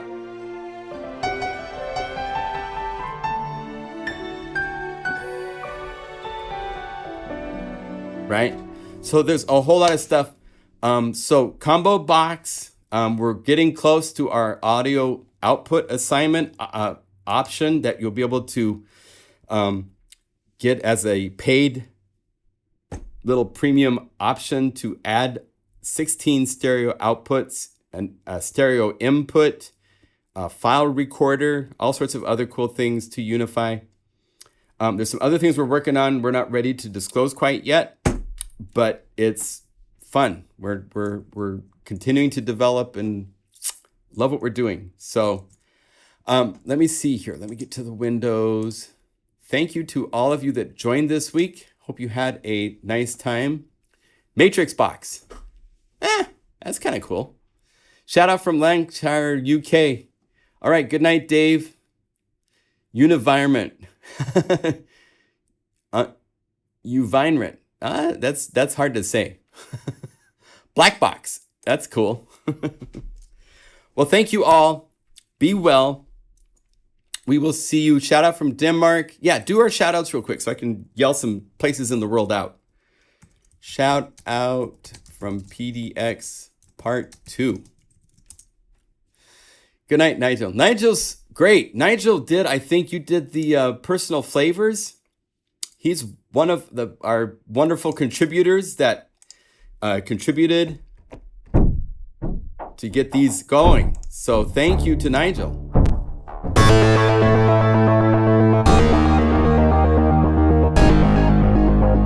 All right, so we got Lisbon, Tom in Phoenix. It's hot down there, wow.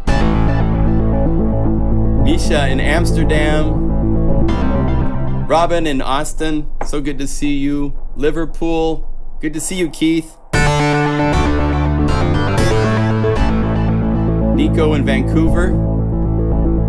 Yes, thanks, John. Yeah, and Unify support at PlugInGuru.com. Now get to me. BPM drum.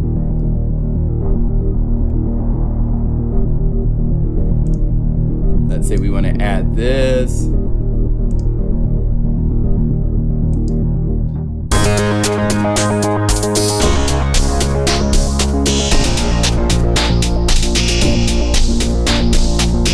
Modbox. Hey Pete, that's pretty cool.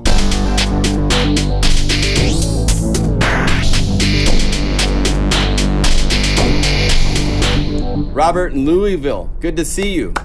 Yeah, be well. Awesome. Elmer in Waltham, Massachusetts. Cool.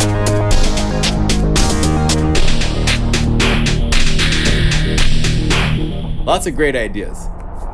You guys are awesome. It's so fun to work with all of you. So be well. See you next week. And let's go over to which application do I have to go to stop streaming? All right. All right. See you all. Thank you. Oh, don't forget the sale at the website, Waverazor, the promo code unified-Waverazor. Okay?